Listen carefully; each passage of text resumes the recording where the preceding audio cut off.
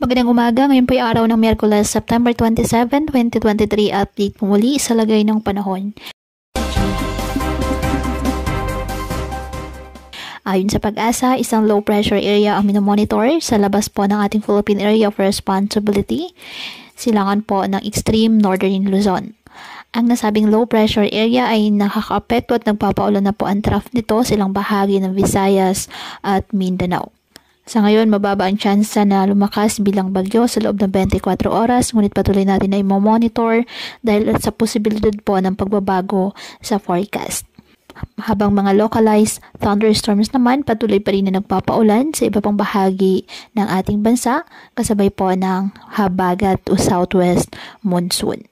Wala namang gale warning na nakataas sa namang baybayin ng ating karagatan, ngunit iba yung pag-iingat lamang po sa mga kababayan nating papalaot dahil po sa minsang katamtaman hanggang sa maalon na karagatan.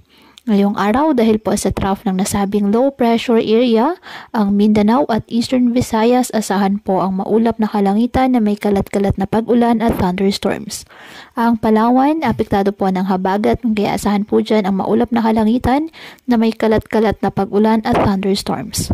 Sa nalalabing bahagi ng bansa kasama na po ang Metro Manila, bahagyang maulap hanggang sa maulap na kalangitan with isolated rain showers or thunderstorms dahil pa rin po yan sa trough na nasabing low pressure area at ng localized thunderstorms.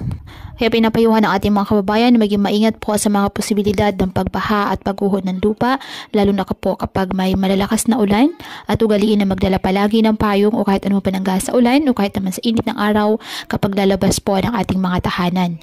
At yan po muna ang update sa lagay ng panahon ngayong araw. Muli patuloy po tayo na mag-ingat at palaging tandaan, God loves you.